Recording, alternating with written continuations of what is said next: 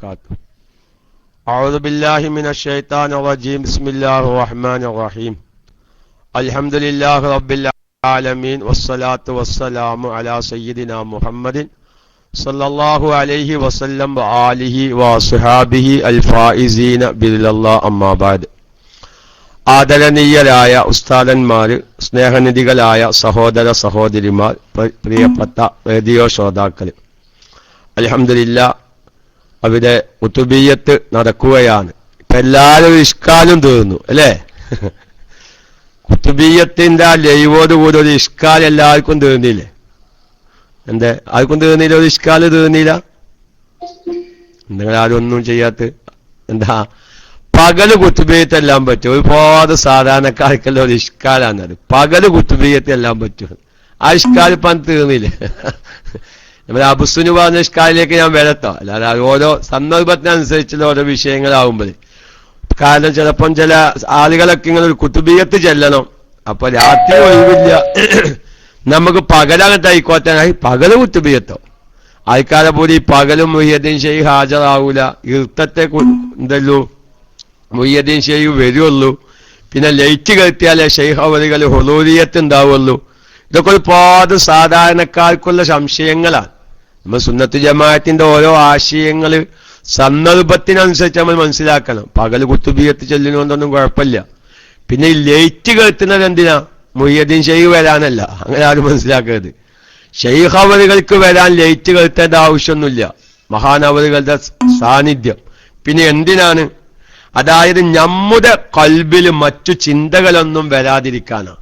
കാരണം ഈ ലൈറ്റ് നമ്മളിങ്ങനെ വെളിച്ചണ്ടാവുമ്പോ എന്താവും? പല കാര്യങ്ങളും കാണും, പുതിക്കും, അപ്പൊ പല ചിന്തകളിലേക്കും പോകും. അപ്പൊ എന്താണ്? ഇഖ്ലാസ്, നല്ലൊരു ആത്മാർത്ഥതയോടുകൂടെ കിട്ടാനാണ് ലൈറ്റൊക്കെ കെടുത്തത്. ലൈറ്റ് കെടുത്തൽ എന്താ അബുസുനോ? അതിങ്ങനെ മൈക്കങ്ങൾ ചോദിക്കുന്നുണ്ട്. അബുസുനൊന്ന് മൈക്കേക്ക് വന്നിട്ട് ഏതായിരുന്നാലും ഇൻഷാ അല്ലാഹ് അപ്പൊ കുത്തുബിയ്യത്ത് പകല് ചെല്ലുന്നോണ്ടൊന്നും ഒരു കുഴപ്പമില്ല, പകലും ചെല്ലുക. ഇപ്പൊ വലിയ വലിയ ആലിമീങ്ങൾ, കാര്യപ്പെട്ട ഉസ്താദന്മാരുടെ നേതൃത്വത്തിലാണ് ആ കുത്തുബിയ്യത്ത് അവിടെ പകല് നടക്കുന്നത്. നമ്മൾ അങ്ങനെയൊക്കെ ഒരുപാട് ചില ഇഷ്കാലുകളുണ്ട്. ഇപ്പൊ ഒരുപാട് സാധാരണക്കാർക്ക് ഒരു സാന്ദർഭികമായി പറയാൻ മറ്റൊരു ഇഷ്കാല, ഉപ്പ മരിച്ചത് റബീഉൽ അവ്വൽ 13-നാണ്. ഉപ്പ മരിച്ചത് റബീഉൽ അവ്വൽ 13-ന്. അപ്പൊ 13-ന് കൊല്ലം തികയുന്ന അന്ന് ഉപ്പാന്റെ പേരിൽ ഒരു മൗലിദ് ഓതി, യാസീൻ ഓതി ദുആ എടുക്കണം. പക്ഷേ അപ്പൊ നമുക്ക് എന്തെങ്കിലും അസൗകര്യങ്ങൾ ആ 13-ന്റെ അന്ന് ആർക്കെങ്കിലും എന്തെങ്കിലും അസൗകര്യങ്ങൾ വരുമ്പോ 12-ന് ഇങ്ങോട്ട് കഴിക്കുക, അല്ലെങ്കിൽ 14-ന് ആക്കാനായി അത് പറ്റുമോ? ഇപ്പൊ മരിച്ചത് 13-ന്റെ അന്നാണ്. ഇപ്പൊ പള്ളിക്കൽ ഉസ്താദിനോട് പറഞ്ഞു, ഉസ്താദ് എപ്പ മരിച്ചത് 13-ന്റെ അന്നാണ്, നമുക്ക് ഉച്ചക്കൊരു മൗലിദ് ഓതി ദുആ എടുക്കണം. അപ്പൊ ഉസ്താദ് പറഞ്ഞു, അന്ന് ഉച്ചക്കൊരു നിക്കാഹ് ഉണ്ട്, നമുക്ക് റബീഉൽ അവ്വൽ 14-ന്റെ അന്ന് എന്താക്കാം, അങ്ങോട്ട് ഉച്ചക്കൽക്കാക്കാം. അത് പറ്റൂല, ഇപ്പൊ 13-നാ മരിച്ചത്, അപ്പൊ ആ 13-ന് തന്നെ അത് മൗലൂദ്, അങ്ങനൊന്നുമില്ല. അത് നമ്മൾ സാധാരണക്കാര് സാന്ദർഭികമായി അറിയേണ്ട ചില കാര്യങ്ങളാണ്. നമ്മൾ കൊല്ലം തികയുമ്പോ മരിച്ചുപോയവരെ പറ്റി ഒന്ന് ഓർക്കുക. അത് വലിയ മഹത്വമുള്ളതാണ്, അതിനൊന്നും യാതൊരു സംശയമില്ല. പക്ഷെ അത് അതേ ദിവസം ആവണം, ഒരു ദിവസം അങ്ങത്താവാൻ പാടില്ല, ഇങ്ങത്താവാൻ പാടില്ല എന്നൊക്കെ ഒരു ചെറിയ തെറ്റായ ചില ധാരണകൾ പല സാധാരണക്കാർ അതേ ദിവസം തന്നെ പറ്റുമെങ്കിൽ കുഴപ്പമൊന്നുമില്ല. അപ്പൊ നമ്മളിപ്പോ സ്വാഭാവികമായി ഇപ്പൊ നമ്മളെത്രയോ റേഡിയോ ശ്രോതാക്കളും നമ്മുടെ KMIC ശ്രോതാക്കളൊക്കെ വിളിച്ച് ചോദിക്കാറുണ്ട്, ഉസ്താദെ ഇങ്ങനെ എപ്പം മരിച്ച ദിവസമാണ് ഇന്നാലിന്റെ ദിവസം, അപ്പോ നിക്കാണെങ്കിൽ അതിന്റെ മുമ്പ് പോവണം, അപ്പൊ ഞാൻ പോകുന്നതിന്റെ മുമ്പേ ആ മൗലൂദ് കഴിക്കണോണ്ട് കുഴപ്പമെന്തോന്നൊക്കെ ചോദിക്കാറുണ്ട്. കാരണം ചിലപ്പോ 25-ാം തീയതി ആയിരിക്കും ടിക്കറ്റ്, 26-ാം തീയതി ആയിരിക്കും ഉപ്പാന്റെ കൊല്ലം തികയുന്ന ദിവസം. അപ്പൊ 23-ാം തീയതി 24-ാം തീയതി ആകാൻ കഴിച്ചിങ്ങാണ്ട് പോവുക. അപ്പൊ അതൊന്നും പാടില്ല എന്ന് പറയുന്ന, അങ്ങനെ ചെയ്താൽ ശരിയാകൂല എന്ന് തോന്നുന്ന ഇപ്പോഴും ചില വയസ്സായ ചില ആളുകളുണ്ട്. സത്യമാണ്, അതെ, ഇതൊക്കെ ഉള്ള സത്യ. ഇതൊക്കെ ഒരുപാട് ആൾക്കാര്, നമ്മളൊരുപാട് സാധാരണക്കാര്, നമ്മളിപ്പോ അതിനെ എതിർക്കല്ല. അപ്പൊ ഒരു ദിവസം അങ്ങോട്ടും ഇങ്ങോട്ടും മാറി, പക്ഷെ നിക്കാലം അതിന് നമുക്ക് ശ്രദ്ധയില്ല. നിക്കാലപ്പം ലുഹ്റ് സുബൈ കളായി, ഇനിയിപ്പോ ലുഹ്ർക്ക് കളാവ് കിട്ടാം, അല്ലെങ്കിൽ ഇപ്പൊ ലുഹ്റ് ഇപ്പൊ നിക്കരിക്കാൻ നേരമില്ല, ഇനി അസറിക്കാണ്ട് വല്ലിക്കൊക്കെ പോകുമ്പോ അതിന് നമുക്ക് യാതൊരു കുഴപ്പമില്ല. നിക്കാലം അങ്ങോട്ടും ഇങ്ങോട്ടൊക്കെ ചേഞ്ച് ആക്കി ഇതാക്കി അതിനൊന്നും ആർക്കും ഒരു വിരോധമില്ല. നേരെ വെച്ച് വാപ്പാന്റെ മൗലൂദ് ഒരു ദിവസം അങ്ങോട്ടും ആക്കാൻ പറ്റൂല, അങ്ങോട്ടും ആക്കാൻ പറ്റൂല. അപ്പൊ അങ്ങനത്തെക്കും ചില ഒരു ധാരണകള്. അപ്പൊ ഞാനതൊരു പകലൊരു കുത്തുബിയത്തിന്റെ ഒരു സദസ്സ് കണ്ടപ്പോ സാന്ദർഭികമായി ഉണർത്തി എന്ന് മാത്രം. അയച്ചിപ്പങ്ങൾ ദിവസം മാറ്റി ചെയ്യണമെന്നല്ല ഞാൻ പറയുന്നത്. ഇപ്പൊ റസൂലുള്ളാന്റെ മൗലിദ് ജന്മദിനാഘോഷം റബീഉൽ അവ്വൽ 12-ന്, നമുക്ക് 12-ന് അന്നൊരു മൗലിദ് ഓതാൻ കൂടിയില്ല. ഉദാഹരണം പറയാ, ഇപ്പൊ നമ്മളെ ഉസ്താദുമാരൊക്കെ അവർ ജോലി സ്ഥലത്തായിരിക്കും, 12-ന് അന്ന് ഓർക്ക് പെരയിൽ മൗലൂദ് ഓതാൻ കൂടും. കാരണം ജോലി സ്ഥലത്താവുമ്പോ ഒരു ജോലി സ്ഥലത്ത് മൗലൂദും പരിപാടിയും പോലെ മഹല്ലത്തിൽ പല കാര്യങ്ങളുണ്ടാവും. അപ്പൊ അതൊക്കെ കഴിഞ്ഞ് വന്ന് ഒരു ദിവസം, അപ്പൊ ഏതു ദിവസവും എപ്പോഴും ആവാം. പക്ഷെ അത് അതേ സമയത്തും നമുക്ക് അധികമില്ലതാ. പക്ഷെ മരിച്ചുപോയവരുടെ പേരിലുള്ള മൗലിദ് നമ്മുടെ ചില സാഹചര്യങ്ങൾ, വീട്ടിലെന്തെങ്കിലും രോഗപ്രശ്നമോ അല്ലെങ്കിൽ നമ്മളൊരു ഗൾഫ് പോവുകയാണ്, അപ്പൊ അത് നമ്മളും അതിലൊന്ന് പങ്കെടുക്കണം. നമുക്കും അതിലൊന്ന് പങ്കെടുക്കണം. അപ്പൊ നമ്മളത് പോകുന്നതിന്റെ മുമ്പേ നമ്മളെ കുടുംബക്കാരെ എല്ലാവരും വിളിച്ചു വരുത്തി വാപ്പാന്റെ മൗലൂദ് ഒരു ദിവസം മുന്നേ കഴിച്ചു. അതുകൊണ്ടൊന്നും ഇതില്ല, ഒരു തെറ്റില്ല. ഇതൊന്നും മരിച്ചോന്റെ പേരിൽ കൂലി കിട്ടാതിരിക്കൂല എന്ന് ഞാൻ സാന്ദർഭികമായി ഉണർത്തുകയാണ്. പിന്നെ നമ്മൾ അബുസുന് ചോദിച്ചത് മോതിരത്തിന്റെ വിഷയം. അതായത് മോതിരം ഇടൽ വളരെയധികം സുന്നത്തുള്ള നല്ലൊരു ദിവസമാണ്, നല്ലൊരു കാര്യമാണ്, യാതൊരു സംശയവുമില്ല. അതുപോലെ തന്നെ മോതിരം ധരിക്കേണ്ടത് ശാഫിഈ മദ്ഹബ് പ്രകാരം വലത്തെ കൈയിന്റെ ചെറിയ വിരലുമേൽ, നേരെ മറിച്ച് ചെറിയ വിരൽ അല്ലാത്ത വിരലുമ മോതിരം ധരിക്കൽ കറാഹത്താണെന്നൊക്കെ അഭിപ്രായമുണ്ട്. ഏതായാലും കുന്തൂർ ഉസ്താദിന്റെ ഉറൂസിന്റെ ലൈവ് പ്രതീക്ഷിച്ചും കൊണ്ടിരിക്കുമ്പോ മഹാനായ കുന്തൂർ ഉസ്താദിന്റെ ഒരു ഇൽമിന്റെ ഒരവസ്ഥ നോക്കിങ്ങള്. കുന്തൂർ ഉസ്താദ് വലിയുമാണ്, ആലിമുമാണ്. അതാണ് കുന്തൂർ ഉസ്താദിന്റെ പ്രത്യേകത. കാരണം മഹാനായ പൊന്മല ഉസ്താദ് കഴിഞ്ഞ വർഷം അല്ല അതിന്റെ മുമ്പത്തെ വർഷമുള്ള കുന്തൂർ ഉസ്താദിന്റെ ഉറൂസിന്റെ പൊതു സമ്മേളനത്തിൽ വെച്ച് പറഞ്ഞൊരു കാര്യമാണ്. പൊന്മല ഉസ്താദ് തന്നെ കുന്തൂർ ഉസ്താദിന്റെ ഉറൂസിന്റെ സമാപന സമ്മേളനത്തിൽ കഴിഞ്ഞ വർഷമല്ല അതിന്റെ മുമ്പത്തെ വർഷമാണെന്നാണ് തോന്നുന്നത്. ഞാൻ വ്യക്തമായി ആ സദസ്സിൽ വെച്ച് കേട്ടതാ. പൊന്മല ഉസ്താദ് ഒരു മോതിരം ഉണ്ടായി. ഈ മോതിരം ചെറിയ വിരലും എന്തോന്ന് എന്തായി, അതൊരു ലൂസായി, ചെറിയ വിരലും എത്തിട്ട് അത് നിൽക്കണില്ല. അപ്പൊ പൊന്മല ഉസ്താദ് എന്ത് ചെയ്തു, അതിന്റെ രണ്ടാമത്തെ വിരലുമൊക്കെ അത് ഇട്ട് അതിങ്ങനെ ഈ മോതിരം ലൂസായ കാരണം, അത് നിൽക്കാത്ത കാരണം അത് മഹാനായ കുന്തൂർ ഉസ്താദ് കണ്ടെത്തല്. പൊന്മല ഉസ്താദ് തന്നെ മൈക്കയിൽ വ്യക്തമായി പറഞ്ഞതാണ്. കുന്തൂർ ഉസ്താദ് കണ്ടപ്പോ എന്താ കാതോലിയരെ ഈ കാറ്റിക്കണെന്ന് ചോദിച്ചു എന്ന് നോക്കിങ്ങള്. കുന്തൂർ ഉസ്താദിന്റെ ആ ഒരു ജീവിതത്തിൽ ഒരു കറാഹത്ത് ഒരാൾ ചെയ്യുന്നത് കാണുമ്പോ അത് ഉപദേശിക്കാൻ. അങ്ങനെ മഹാനായ പൊന്മല ഉസ്താദിനോട് അതിങ്ങനെ ലൂസായപ്പോ മാറ്റിയിട്ടതാണ് പറഞ്ഞത്രേ. അതിന് ചെറുതാക്കാൻ സൗകര്യമല്ല, കാലാണല്ലോ എന്നാണത്രേ. ഒരു മോതിരം ലൂസായാല് അത് കയ്യുമ്മ ചെറിയ വേലും അത് നിൽക്കുന്നില്ലെങ്കിൽ അത് ലൂസാക്കാനല്ല, അത് ചെറുതാക്കാനുള്ള സൗകര്യമല്ല, കാലാണല്ല കാതോയിലേരേന്ന് ചോദിച്ചത്രേ. മഹാനായ പൊന്മല ഉസ്താദ് ഈ വിഷയം പറയാൻ തന്നെ കാരണം എന്താ, കുന്തൂർ ഉസ്താദ് ജീവിതം അത്രയും ഒരു ഇബാദത്ത് മാത്രമല്ല, തന്റെ ജീവിതത്തിൽ ഒരു കറാഹത്ത് വരരുത്, ഒരു കറാഹത്ത് ചെയ്യുന്നവരെ കാണുമ്പോൾ അത് ഉപദേശിക്കാണ്. കാരണം ഒരാൾ വലിയ ആയതിന്റെ പേരിൽ അയാൾക്ക് ഇൽമുണ്ടായിക്കോളണമെന്നില്ല. എനിക്കൊരുപാട് വിഷയങ്ങളുണ്ട്. അത് ഒരാൾ വിലായത്തിന്റെ മർത്തബയിലേക്ക് എത്തിച്ചിട്ട് ഇൽമ് പരിപൂർണമായിക്കോളണമെന്നില്ല. നേരെ മറിച്ച് കുന്തൂർ ഉസ്താദ് ഞാൻ മനസ്സിലാക്കേണ്ട ഒരു വിഷയമാണ്. ഏതായാലും ഞാൻ മോതിരത്തിന്റെ ചർച്ചയിലേക്ക് വരാം. അപ്പൊ ഞാൻ പറയുന്നത് മഹാനായ കുന്തൂർ ഉസ്താദ് കേരളത്തിൽ അറിയപ്പെട്ട ഫക്കീഹാണ് മഹാനായ കരിങ്കപ്പാറ ഉസ്താദ്. ഇതൊന്നും ഇപ്പോഴത്തെ ചെറുപ്പക്കാർക്ക് അറിയില്ല. കരിങ്കപ്പാറ ഉസ്താദിനൊന്നും ഇപ്പൊ അറിയാത്ത എത്ര ആൾക്കാരുണ്ട്. ഷെയ്ഖുന ഓക്കെ ഉസ്താദിനെ അറിയാത്ത എത്രയോ ആളുകൾ ഇപ്പോഴും നമ്മുടെ സംഘടനാ രംഗത്തുണ്ട്. എന്താ കാരണം, ഓക്കെ ഉസ്താദൊന്നും അങ്ങനെ ഒരു പൊതു സ്റ്റേജിൽ പങ്കെടുക്കുന്ന ആളുകളല്ല. ഉസ്താദിന് പൊതു സ്റ്റേജിൽ പങ്കെടുക്കുന്നത് തൃപ്പതിയില്ല. ഒരിക്കൽ മഹാനായ കാന്തപുരം ഉസ്താദ് ഓക്കെ ഉസ്താദിനെ മർക്കസ് സമ്മേളനത്തിലേക്ക് ക്ഷണിക്കാണ്.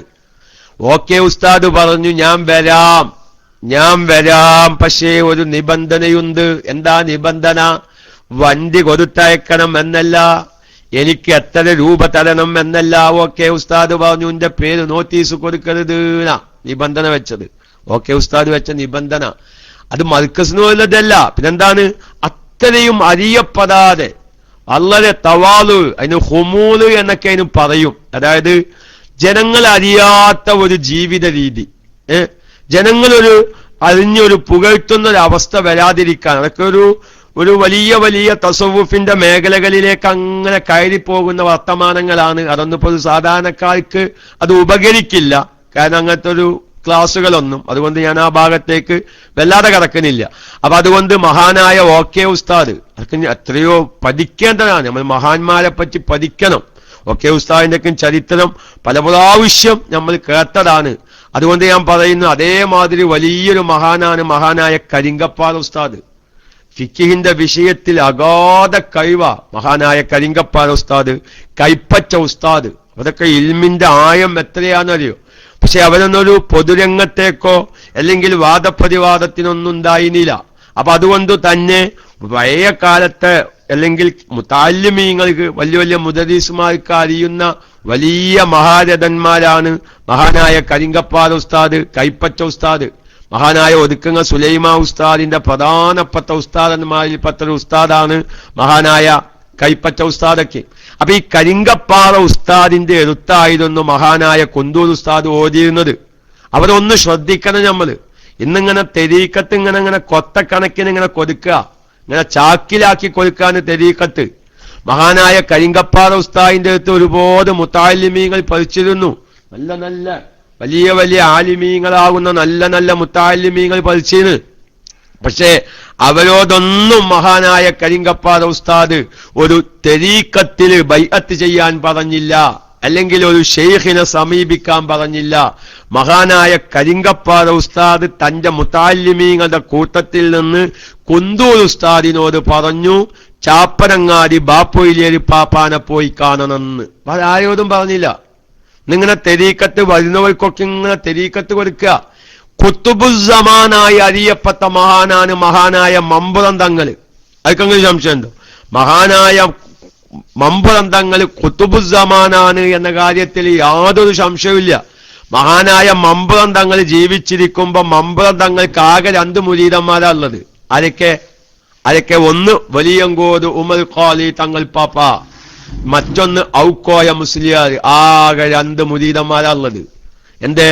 മഹാനായ ഖുത്ബുസ്സമാൻ മമ്പുറം തങ്ങൾ തെരീക്കത്ത് കൊടുക്കാൻ നിന്നാല് ലോകത്ത് എത്ര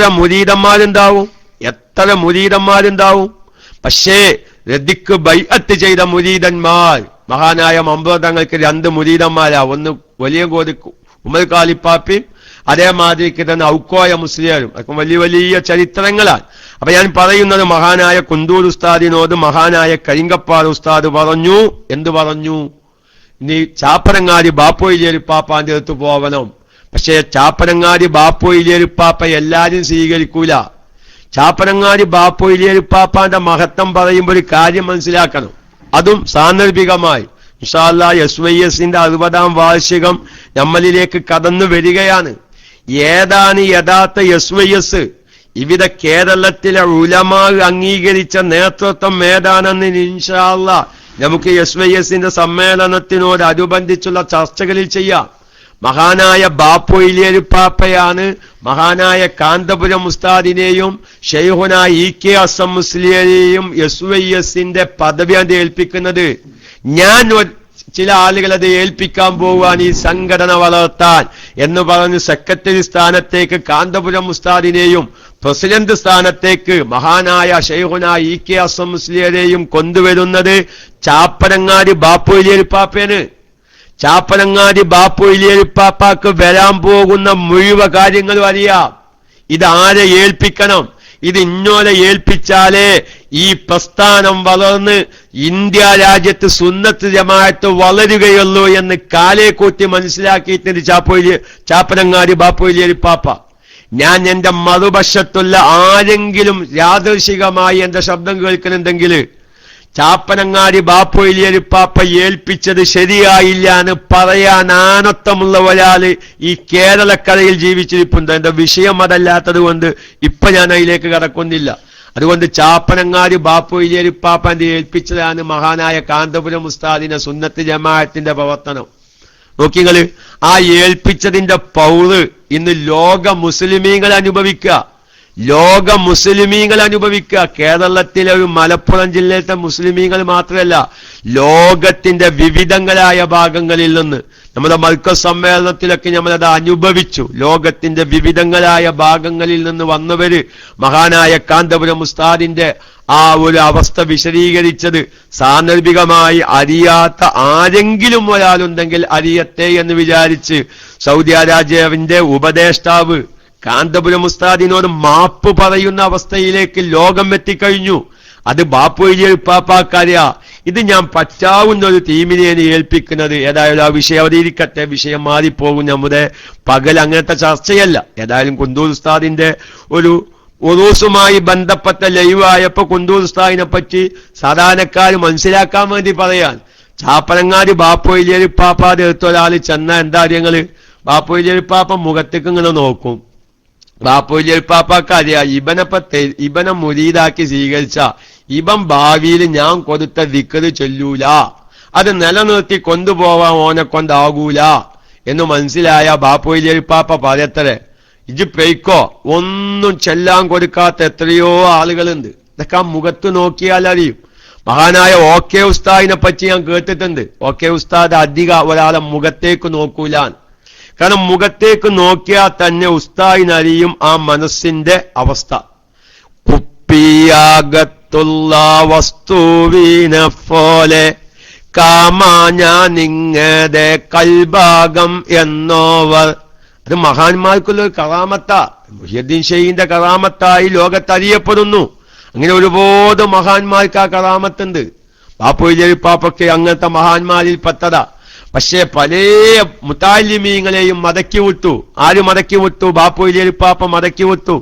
തന്റെ ദറസിൽ പഠിക്കുന്ന ഒരു മുതാലിമിനോടും ബാപ്പുയിലെ പാപ്പാടെ അടുത്ത് പോവാൻ കരിങ്കപ്പാറ ഉസ്താദ് പറഞ്ഞില്ല.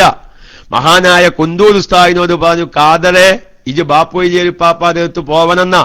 അങ്ങനെ ബാപ്പുയിലെ പാപ്പാടെ അടുത്ത് പോയി.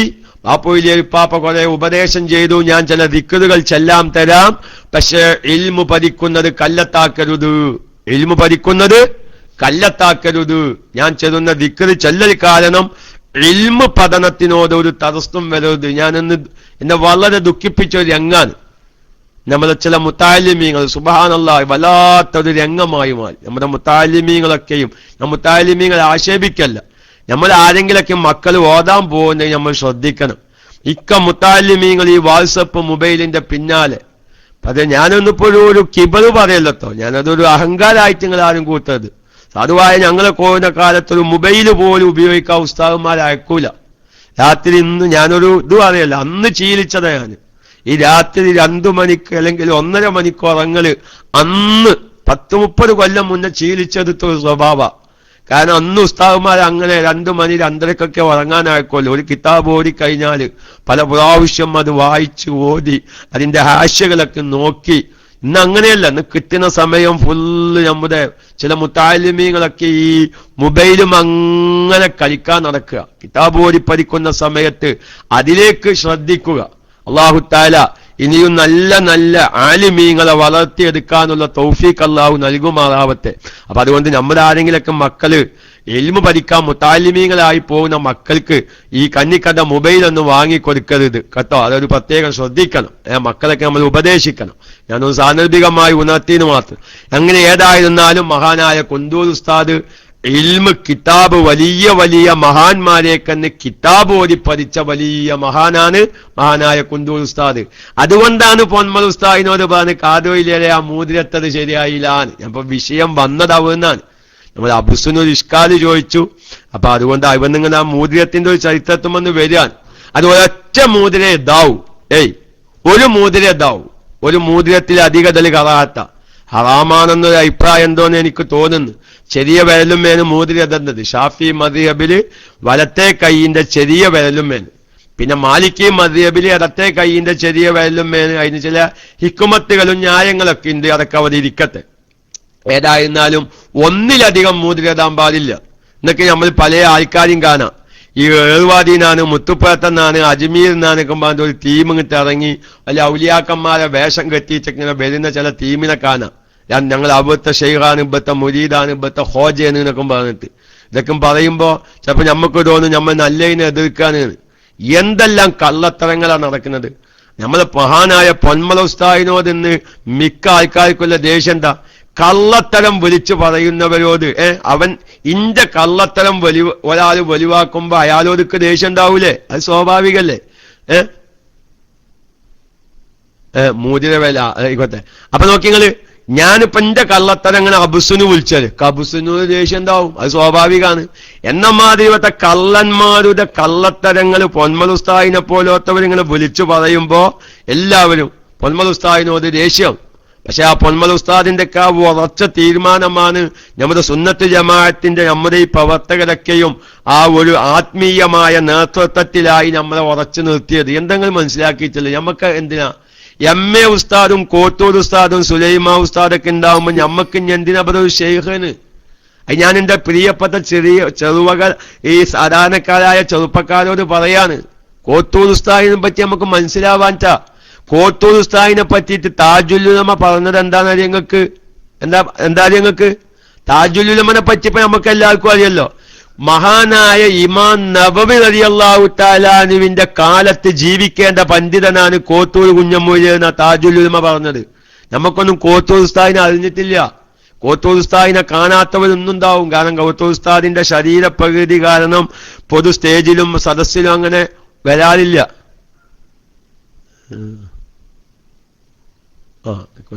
ശരി. നോക്കിങ്ങള്, കോട്ടൂർ ഉസ്താദിനെ പറ്റി താജുൽ ഉലമ പറഞ്ഞതാ. മഹാനായ ഇമാം നബവി റളിയല്ലാഹു തആല അൻഹുവിന്റെ കാലത്ത് ജീവിക്കേണ്ട ആളാണ് കോട്ടൂർ ഉസ്താദ്. കോട്ടൂർ ഉസ്താദിന്റെ ഇൽമിന്റെ ആയാതാ. ഞാൻ ഒന്നുകൂടി പറയാ, ഇവരൊന്നും നമ്മളെ തെർബിയത്ത് നടത്താൻ പറ്റൂലെങ്കിൽ ഞാനപ്പ തെർബിയത്ത് നടത്താൻ പറ്റൂല കേരളത്തില്? ഇന്ന് ഞാൻ ഒരിക്കൽ നമ്മളെ ക്ലാസ് റൂമിൽ പറഞ്ഞിട്ടുണ്ട്. ഞാൻ ഒന്നുകൂടി പറയാൻ വിഷയങ്ങൾ മനസ്സിലാക്കുക. ഏതായാലും ഒരു ഉറൂസിന്റെ ലൈവാണ്, ഞാൻ മസാലയൊക്കെ നിന്ന് കിടക്കുന്നില്ല. നമ്മൾ മഹാന്മാരുടെ മതവുമായി മുന്നോട്ട് പോവാം. അതൊരു ഇബാദത്തുള്ള വിഷയമാണല്ലോ. അതായത് ഇപ്പൊ സാധുവായ ഞാന് ഫത്തുൽ മുഈൻ എന്ന കിതാബ് നോക്കുകയാണ്. നിക്കതിലൊരു ഇബാദത്ത് സംശയം വന്നു, നിക്കതിലൊരു മസാല തിരിഞ്ഞില്ല നോക്കുക. ഞാൻ എന്താ ചെയ്യുക? ഞാൻ നേരെ എന്റെ ഉസ്താദിന്റെ അടുത്തേക്ക് പോകും. ഉസ്താദെ, ഈ ഫത്തുൽ മുഈൻ പറഞ്ഞിട്ട് തിരിഞ്ഞില്ല, അല്ലെങ്കിൽ തുഹ്ഫ എന്ന് പറയുന്ന കിതാബ് ഞാൻ നോക്കി, എനിക്ക് അതിലൊരു മസാല തിരിഞ്ഞില്ല, അതിൽ ഏതാണ് മുഅ്തമദ് എന്ന് തിരിഞ്ഞില്ല. എനിക്ക് പരിചയമുള്ള ഉസ്താദുമാരേക്ക് ഞാൻ വിളിക്കും. ഞാൻ ഇങ്ങനെ ഒരു ഇബാദത്ത് കണ്ട് അതിന്റെ ആശയം എനിക്ക് തിരിഞ്ഞില്ല. അല്ലെങ്കിൽ ഞാൻ പൊന്മൽ ഉസ്താദിനോട് ചോദിക്കും, അല്ലെങ്കിൽ എന്റെ കൊതുമുദ് ഉസ്താദിനോട് ചോദിക്കും. എന്നാൽ ഇതല്ലേ ചെയ്യുക? നേരെ മറിച്ച് കോട്ടൂർ ഉസ്താദ് സംശയം തീർക്കാണ്ട് ആ കിതാബ് ഉണ്ടാക്കിയ മുസന്നിഫിനോട് സ്വപ്നത്തിലാണ് ചോദിക്കുക, സൈനുദ്ദീൻ മഖ്ദൂമിനോടാണ് ചോദിക്കാന്, എന്താണ് നിങ്ങൾ ഈ പറഞ്ഞ ഇബാദത്തിന്റെ അർത്ഥം എന്ന്. ഇതാണ് കോട്ടൂർ ഉസ്താദ്. ഇതൊക്കെ മനസ്സിലാക്കേണ്ട ആയമേറിയ ഭാഗങ്ങളാ. പക്ഷെ ഈ കോട്ടൂർ ഉസ്താദിനൊന്നും നമ്മൾ പലവരൊന്നും കണ്ടിട്ടില്ല. കാരണം കോട്ടൂർ ഉസ്താദിനെ കാണാനും പ്രയാസമാണ്. കാരണം കോട്ടൂർ ഉസ്താദിന് ഭയങ്കര ദേഷ്യമാണ്. എപ്പോഴും ജനങ്ങൾ ഇങ്ങനെ ചെല്ലുന്നതൊക്കെ ഉസ്താദിന് ഭയങ്കര ഒരു പ്രത്യേക ഹാലാണ് ഉസ്താദിന്. നിങ്ങൾ ആരെങ്കിലൊക്കെ നാട്ടിലേക്ക് വരുമ്പോ അവനാనికి എത്രയോ 2 മാസം 3 മാസമൊക്കെ ലീവിൽ വരുമ്പോ ഒരു ദിവസം അതിന്റെ മെനക്കരെ ഒരു വണ്ടി വിളിച്ചിട്ട് സുലൈമാ ഉസ്താദിനെയും കോട്ടൂർ ഉസ്താദിനെ കൊണ്ട് കാണാന്. ചിലപ്പോ ഞമ്മക്ക് സമയം 3 മാസമൊക്കെ നാട്ടിൽ വന്നിട്ട് പിന്നെ ഞാൻ എന്നാലും പറഞ്ഞ മാതിരി ചിലവരിങ്ങോട്ട് ഗൾഫിൽ നിന്ന് വരുമ്പോ എന്തായാലും നാട്ടിൽ വന്ന് ഉസ്താദിനെ കാണാതിരിക്കൂലെന്നറിയും. പിന്നെ കാണാൻ 3 മാസം കഴിഞ്ഞിട്ട് ഒരു PM വരുന്നു, ഉസ്താദ് തിരക്കി വെച്ചൊരു മിനിറ്റ് ഒഴിവിട്ടില്ല, ഞാൻ പറഞ്ഞ തിരിച്ചെത്തില്ല. ആയിക്കോട്ടെ, ഞമ്മക്ക് യാതൊരു കുഴപ്പമില്ലാന്നറിയും. അപ്പൊ അതല്ല നമ്മൾ ചിന്തിക്കേണ്ടത്. നമ്മൾ കോട്ടൂർ ഉസ്താദ് സുലൈമാ ഉസ്താദിനൊക്കെ വന്നിട്ട് ഒരു മിനിറ്റ് ഒന്ന് കൈ പിടിച്ചിട്ട് ഉസ്താദിക്ക് ദുആക്കണത്തം മതി. അവരുടെ ദുആയില് ആ വലിമൻ ഔസാനി എന്നോട് വസിയ്യത്ത് ചെയ്തവർക്കും ആ ഒരു വാക്കിൽ നമ്മൾ പ്രധാന 3 മാസം 2 മാസത്തിൽ ലീവ് വരുമ്പോ ആ മഹാന്മാരുടെ ദുആയിൽ ഞാനൊന്ന് പറയാൻ, ഞാനൊന്ന് പെടാൻ, ഞാൻ ആ കൈ പിടിച്ചൊന്ന് സലാം പറയട്ടെ. നോക്കിങ്ങള് നമ്മളൊക്കെ ഇപ്പൊ നമ്മളങ്ങനെ ഒരുപാട് ഉസ്താദുമാർ, ഇപ്പൊ നമ്മളെ മെഹബൂബ് അലി, ലത്തീഫാജിക്ക, നോക്കിങ്ങള് വളരെ ഇഷ്ടപ്പെട്ടൊരു വിഷയം. മൂപ്പര ആകെ 4 ദിവസത്തെ ലീവിൽ വന്നു. മർക്കസ് സമ്മേളനം കഴിഞ്ഞു. ഇന്നലെ വൈകുന്നേരത്തെ ഫ്ലൈറ്റാണ്. പക്ഷെ കുന്തൂര് പോയി ഉസ്താദുമാരെല്ലാരെയും കണ്ടേ ദേശാണ് കരിപ്പൂരിൽ പോയി ഫ്ലൈറ്റ് കയറിയത്. അതൊക്കെ ഒരു ജീവിതത്തിൽ നമുക്കൊരു ബറക്കത്താ.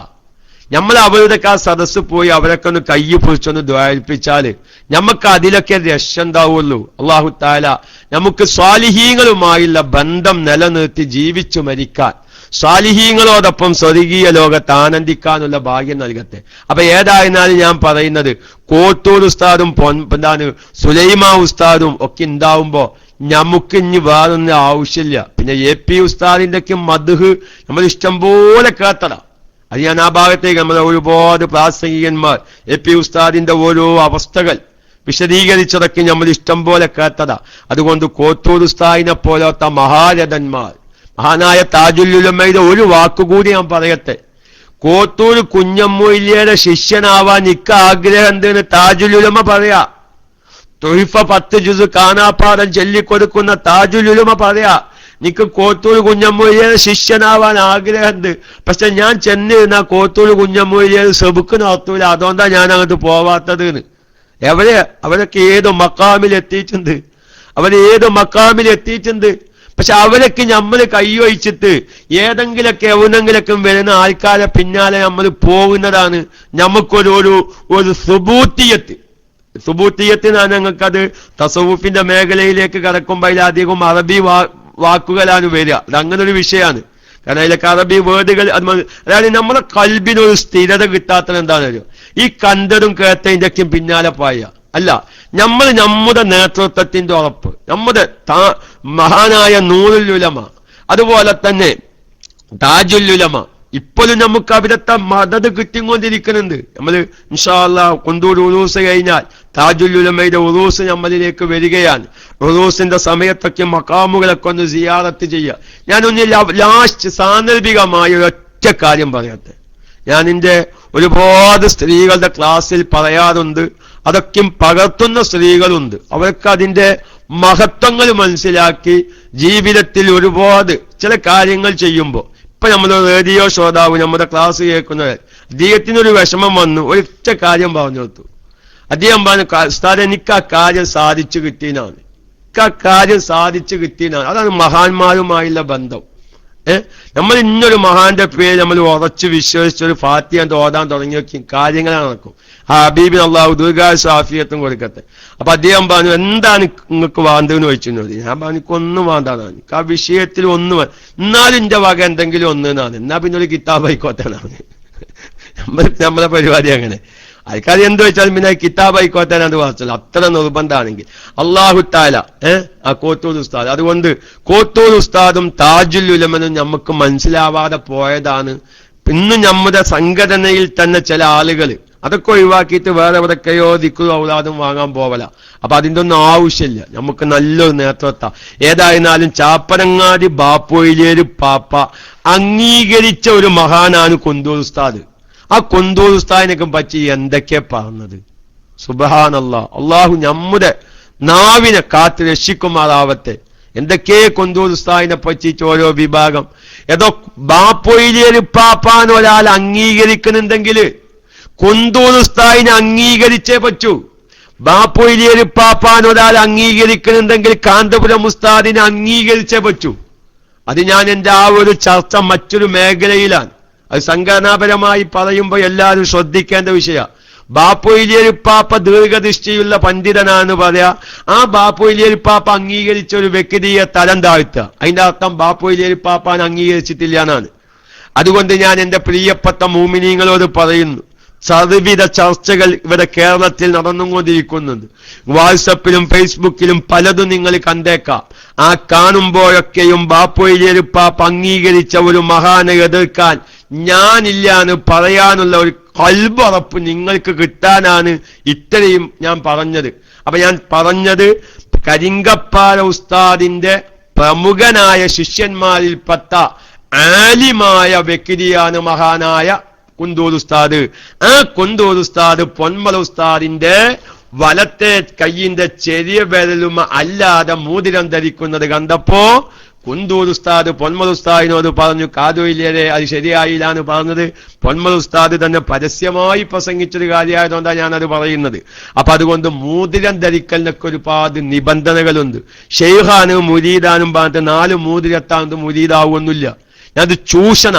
4 മോതിരത്തോനെ കണ്ട മനസ്സിലാക്കണം ഓന് കള്ളനാണ്. ചിലപ്പം തലക്ക് ഈ ജദ്ബിന്റെ അഹ്ലികാരുണ്ടാവും കേട്ടോ, ചിലപ്പം മത്താമാർ ഞാൻ അവരെ പറ്റിയിട്ടല്ല വന്ന് ഔല്യ വേഷം കെട്ടുന്ന ചില ആളുകളുണ്ട്. അവരൊക്കെ നമ്മൾ രദ്ദിക്ക് ഇനി അങ്ങനെ ഒരു ഔല്യ വേഷം കെട്ടുകയാണ്, നമ്മൾ ആ വൈക്കന്നെ പോവണ്ട. നിസ്കരിക്കാത്ത ശരീഅത്തിനോട് എതിരായി ജീവിക്കുന്ന ഒരു വ്യക്തിയാണ്. കുറെ കറാമത്തുകൾ കാണുന്നുണ്ട്, നമ്മൾ ആ വൈക്കേ പോവേണ്ട ആവശ്യമില്ലല്ലോ. നമ്മക്ക് അംഗീകരിക്കാൻ പറ്റാവുന്ന വലിയ വലിയ നേതൃത്വമുണ്ട്. അപ്പൊ അതുകൊണ്ട് മോതിരം ധരിക്കൽ വളരെയധികം സുന്നത്താണ്. അത് വലിയുത മോതിരമാവണം. സാന്ദർഭികമായി ഇന്ന് നമ്മുടെ KMICയുടെ ശ്രോതാക്കളൊന്നും ഉണ്ടാവൂല, ചില ചെറുപ്പക്കാർ സ്വർണത്തിന്റെ മോതിരം ധരിക്കുന്നുണ്ട്. വലിക്കുല്ലി വിജയത്തിൻ ഉവ മുവല്ലിഹ. ഓൽക്കതിന് ന്യായീകരണം എന്താണെന്നറിയോ? ഞാൻ 1-2 ചെറുപ്പക്കാരെ കഴിയുമ്പോ സ്വർണത്തിന്റെ മോതിരം കണ്ടപ്പോ അപ്പൊ നിങ്ങൾക്കൊരു ഇഷ്കാലുണ്ടാവും. എന്താ ഇഷ്കാലം തീർക്കുക? ഉസ്താദെ, ചിലപ്പം കല്യാണം കഴിഞ്ഞ അമ്മായിമ്മ നദാതത്തെ ആദ്യത്തെ സൽക്കാരത്തിന് ചെല്ലുമ്പോ സ്വർണത്തിന്റെ മോതിരത്തേലുണ്ട്, അത് ധരിക്കാൻ പറ്റുമോ എന്ന് പല ചെറുപ്പക്കാരും ചോദിക്കാൻ. ധരിക്കാൻ പാടില്ല. അമ്മായിമ്മാന്റെയൊക്കെ മോതിരം വാങ്ങിക്കാനും വാങ്ങിയിട്ട് കീസേക്ക് ഇട്ടാലും വെല്ലുമ്പ ധരിക്കണ്ട. അതിപ്പോ നമ്മുടെ നാട്ടിലേക്കുള്ള ആചാരാണ്, പല സ്ഥലങ്ങളിലൊക്കെ ഉണ്ട്. ആദ്യത്തെ സൽക്കാരത്തിന് ചെല്ലുമ്പോ എന്താക്കുക, അമ്മായിമാന്റെ വക ഒരു പഴയകാല മുമ്പ് വാച്ചെത്തി കൊടുക്കുക, ഒപ്പം കോഴിമുതുകിയും പാലുണ്ടാവും, ഒപ്പം വാച്ചൊക്കെ കെട്ടിത്തരും. ഞാനല്ലേ ഇപ്പൊ നമ്മക്ക് അത് സന്തോഷത്തിനാണെങ്കിൽ പറ്റും. പക്ഷെ തലാക്ക് ചെല്ലുമ്പോ അമ്മായിമ്മ പറയും അതിന്റെ വാച്ചെത്തി തന്നെ എന്റെ കായ്ക്ക് കിട്ടണം എന്ന് പറയാം. അത് വേറെ കാര്യം, ഏതോ ഇരിക്കട്ടെ. ആ മോതിരം നമ്മൾ ധരിക്കരുത്, അത് ധരിക്കാൻ പാടില്ല, ധാരാമല്ലേ. അമ്മായിമാന്റെയൊക്കെ മോതിരം വാങ്ങിയിട്ട് നേരെ ഭാര്യന്റെ കയ്യിലേക്ക് കൊടുക്കുക, അല്ലാതെ നമ്മളെ കയ്യുമായി ധരിക്കാനും പാടില്ല. അപ്പൊ ചില ചെറുപ്പക്കാർ ന്യായീകരിക്കുന്നത് എന്താ, അത് വൈക്കുന്നവരെങ്കിലും കുടുങ്ങിക്കഴിഞ്ഞാല് വിറ്റ് കാശാക്കി തടി രക്ഷപ്പെടുത്താനാണ്. അല്ല ഇപ്പൊ നമ്മളെ പോക്കറ്റ് അടിച്ചു പോയി, നമ്മളെ കീസയിലെ പൈസയ്ക്കും പോക്കറ്റ് അടിച്ച് ഒരു എത്തും പൊരില്ലാത്ത സ്ഥലത്തെത്തി. അപ്പൊ കയ്യുമ്പോൾ സ്വർണത്തിന്റെ മോതിരം എന്തെങ്കിൽ അത് വിറ്റ് കാശാക്കിയിട്ട് അവനാന്റെ നാട്ടിൽ കെത്തല്ലോ ഉസ്താദെ. ആ ഒരു ഉദ്ദേശം വെച്ചിട്ടാണ് ഈ സ്വർണത്തിന്റെ മോതിരം ധരിക്കുന്നത്. അത് വലിക്കുല്ലി വിജയത്തിന് മുവല്ലിഹ. തൗബന്റെ വാതിലറിഞ്ഞാലും ന്യായീകരണത്തിന്റെ വാതിൽ അതിയിലാണ് ഒരു ചൊല്ലുണ്ട്. തൗബന്റെ വാതിൽ അതയും ഇപ്പോ 16 ഭാഗത്തുനിന്ന് സൂര്യോദിച്ചാല് ഇന്നാലും ന്യായീകരണത്തിന്റെ വാതിൽ അതിയിലാണ്. അപ്പൊ അതൊക്കെ ഒരു ന്യായീകരണമല്ലാതെ കണ്ട് സ്വർണത്തിന്റെ മോതിരം ഒരു നിലക്കും എന്താ പറ്റൂല, ധരിക്കാൻ പാടില്ല. അപ്പൊ അതുകൊണ്ട് വെള്ളിയുടെ മോതിരം, ആ വെള്ളിയുടെ മോതിരത്തുമ്മേ ഖാത്തം അഥവാ അക്കീക്കത്തിന്റെ അക്കീക്ക് എന്ന് പറയുന്നൊരു കല്ലുണ്ട്. ഈ മോതിരക്കല്ലിനെ പറ്റി കുറച്ച് പഠിക്കാണ്ട് അത് പറയുന്ന ചില കിതാബുകളുണ്ട്. അതിന്റെ കൂടുതൽ വിശദീകരണത്തിലേക്ക് ഞാനിപ്പോ അങ്ങനെ ഒരു ചോദ്യം പോലെ വരും എന്ന നിലയ്ക്ക് ഇത് വന്നിട്ടില്ല. വേണമെങ്കിൽ നമുക്ക് പഠിക്കാം. മോതിരക്കല്ലുകൾ ഏത് കല്ലാണ് ധരിക്കേണ്ടത്, ഏതൊക്കെ കല്ല് ധരിച്ചാൽ എന്തൊക്കെ ഗുണങ്ങളുണ്ട്, സുലൈമാനുൽ ഹക്കീക്കി, ഫൈറൂസ്, ഇങ്ങനെ വലിയൊരു ചർച്ച മോതിരക്കല്ലുകളെ കുറിച്ച് നടക്കുന്നുണ്ട്. പക്ഷെ നല്ല മോതിരക്കല്ല് തെരഞ്ഞെടുക്കാൻ സാധിക്കണം. ഇന്ന് അതിലും ചൂഷണം നടക്കുന്നുണ്ട്. ഇപ്പൊ സാധാരണ ഈ അജ്മീറിലൊക്കെ പോയാലാണ് മോതിരക്കല്ല് വല്ലാതെ കിട്ടുക. പക്ഷെ ഈ മോതിരക്കല്ല് വാസ്തവത്തിൽ എന്താണ്? യാക്കൂത്തിന്റെ കല്ല് ധരിക്കണം എന്നാണ് നമ്മളെ ബാവുസ്താദൊക്കെ ഉണ്ട്. ഇന്നേക്കാൾ ആ വിഷയത്തിൽ കൂടുതൽ വിവരം ബാവുസ്താദിനുണ്ടാവും ചികിത്സക്കാരാവുമ്പോ. ഈ ചികിത്സക്കാർക്ക് മോതിരക്കല്ലുമായി പ്രത്യേക ഒരു ബന്ധമുണ്ട്. ചില ചികിത്സക്കാർ ഈ മോതിരക്കല്ലുമൊക്കെ ഇങ്ങനെ നോക്കിയിട്ട് എന്റെ ജീപ്പ് ഇന്ന വൈക്കാ പോയത് എന്ന് പറയത്ര ബാവുസ്താദ്. അതുണ്ട്. ഇപ്പൊ നമ്മുടെ കേരളത്തിൽ തന്നെ മലപ്പുറം ജില്ലയിൽ അങ്ങനെ ഒരു ചികിത്സക്കാരുണ്ട്. ജീപ്പ് കളവ് പോയാല്, വാഹനങ്ങളൊക്കെ കളവ് പോയാല് മോതിരക്കല്ലുമൊക്കെ അവസ്ഥ ചിരിക്കുന്നുണ്ട്. മോതിരക്കല്ലിന്റെ ഉള്ളിലേക്ക് നോക്കിയിട്ട് ജീപ്പ് ഇങ്ങനെ പോകുന്നത് കാണുന്നു. അതിപ്പോ ചെറിയ പ്രായപൂർത്തിയാവാത്ത 7 വയസ്സ് തികയാത്ത കുട്ടികളെ കൊണ്ടാ നോക്കിച്ച. കുട്ടിക്ക് ഇങ്ങനെ നോക്കുമ്പോ തോന്നുമ്പോ ജീപ്പാനാ പോകുന്നത്. ജീപ്പല്ല. നിങ്ങൾ ഈ സമ്മേളനഗരി ചെന്നപ്പോ ഒരു മത്തി മദീനയും കാണല് അല്ലെ. ഈ സമ്മേളനഗരിയിൽ ഇപ്പൊ എന്താ കുണ്ടൂരൊക്കെ ചെന്ന് നോക്കി, മർക്കസിലൊക്കെ ഉണ്ടായി ഒരു സ്ലൈറ്റ് മാതിരി ഒരു സാധനം തരികയാണ്. ഒരു സ്ലൈറ്റ് മാതിരി. എന്നിട്ട് അയക്കിങ്ങനെ നോക്കിയാ റൗള കാണുകയാണ്, മക്ക കാണുകയാണ്, അബൂറയ്യാൻ. അതിപ്പോ നമ്മൾ എന്താ വിചാരിച്ചത് അതിൽ കാണും. അതൊക്കെ പൊന്മുസ്താദിന്റെ ഒരു ക്ലാസ് തന്നെ എന്താ വിഷയത്തിൽ അത് പറയാക്ക് നേരില്ല. നമുക്ക് ഇൻഷാ അല്ലാഹ് ആക്കം പോലെ പറയാം. അതായത് നമ്മളിങ്ങനെ ഒരു സാധനം പിടിച്ചങ്ങനെ നോക്കുക. അപ്പൊ നമുക്ക് തോന്നിയാണ് അതാണ് അബൂറയ്യാന്റെ വീട് എന്ന് വിചാരിച്ച് ഇങ്ങനെ നോക്കിയാൽ അത് അബൂറയ്യാന്റെ വീടായി തോന്നും. മക്കയെന്ന് വിചാരിച്ച് നോക്കിയാൽ മക്കയെ തോന്നും. അങ്ങനെ അതിലൊന്നും ഉണ്ടാവില്ല. അപ്പൊ അതൊക്കെ നമുക്ക് അങ്ങനെ പല തോന്നലുകളാണ്. അപ്പൊ മോതിരക്കല്ല് കൊണ്ട് കള്ളന്മാരെ പിടികൂടുന്ന ചില ചികിത്സാ രീതികളുണ്ട്. ഞാൻ ഏതായാലും അത്തരം വിഷയങ്ങളിൽ വല്ലാതെ കയ്യതൊന്നില്ല. കാരണം നമുക്ക് പേടിയാണ്. ഇത് മാതി വലിച്ച ചികിത്സക്കാരുണ്ടെങ്കിൽ വേറെ എന്തെങ്കിലും ചെയ്താൽ ഞാൻ സ്വീപ്പാവും. വല്ലാതെ ഈ ഈ അസ്മാകേരത്തിൽ കളിക്കരുതിനാണ് എന്റെ ഉപ്പാന്റെ ഒരു ഉപദേശം. എന്റെ ഉപ്പ ചികിത്സാ വിഷയത്തിൽ നിന്ന് ഉപദേശിച്ചൊരു ഉപദേശമാണ് ഈ തെൽസമാത്തരേറ്റ് കളിക്കാൻ പോകരുത്. കാരണം തെൽസമാത്തരേറ്റ് കളിച്ചാൻ പോയ ഓർക്ക് നമ്മളെ സ്വീപ്പാക്കാൻ ചില്ലറ പടികളെ കൊണ്ട് ഒരു സ്വീപ്പാക്കാൻ പറ്റും. പക്ഷെ അത് ബാത്തിലായി കിട്ടാൻ നമ്മൾ വലിയ സംഖ്യ ചെലവാക്കേണ്ടി വരും. അതുകൊണ്ട് എന്തുവാണ്ട തെൽസമാത്തരേറ്റ് വല്ലാതെ കളിക്കാൻ പോവന്താണ് എന്റെ ഉപ്പാന്റെ ഒരു ഉപദേശമാണ്. ഞാൻ ഏതായാലും ആ ഭാഗത്തേക്ക് വല്ലാതെ കടക്കണില്ല.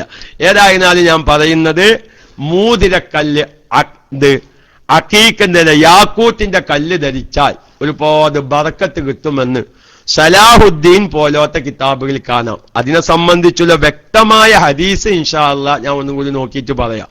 ഏതായാലും മോതിരം ധരിക്കണം, അത് യാക്കൂത്തിന്റെ കല്ല് വെച്ച കല്ല് വേണം എന്ന് നമ്മുടെ ഈ സലാഹുദ്ദീൻ പോലത്തെ ബൈത്ത് കിതാബിലൊക്കെ നോക്കിയാൽ അത് കാണാം. പിന്നെ ഓരോ കല്ലിനും ഓരോ പ്രത്യേകതകളുണ്ട്. അതിനെ സംബന്ധിച്ച് പറയുന്ന കിതാബുകളും തന്നെ പല ഭാഗത്തിലും കണ്ടിട്ടുണ്ട്. ഏതായിരുന്നാലും നല്ല അഖീഖത്തിന്റെ യാക്കൂത്തിന്റെ കല്ല് വെച്ച് മോതിരം കെട്ടിയിടലൊക്കെയും പ്രത്യേകമായ സുന്നത്താണ്.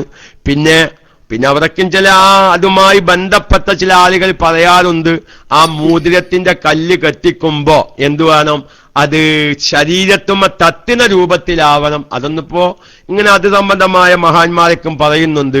ഞാൻ കേട്ടൊരു വിവരാത്തോ, ഞാൻ കണ്ടതല്ല. മഹാനായ ഷെയ്ഖുന ഇ.കെ. അസ്സം മുസ്ലിയാരുടെ കയ്യുമ്മ ഫൈറൂസിന്റെ കല്ലായിരുന്നു. ബാബുസ്താദിന്റെ ശബ്ദം കേൾക്കും, ഞാൻ അങ്ങനെ ഒരു ചരിത്രം കേട്ടിട്ടുണ്ട്. ഫൈറൂസിന്റെ കല്ലായിരുന്നു ഇ.കെ. അസ്സം മുസ്ലിയാരുടെ കയ്യുമെന്തായിരുന്നത്. ഈ ഫൈറൂസ് കല്ലിനൊരു പ്രത്യേക എന്തിനാണ്, എന്താ പ്രത്യേകത? അതായത് അത് നമ്മുടെ ശരീരത്തിലുള്ള കാലത്തോളം നമ്മുടെ ശരീരത്തിൽ നിന്നും ഒന്നും മുറിക്കാൻ പറ്റൂല എന്ന് പറഞ്ഞു കേട്ടിട്ടുണ്ട്.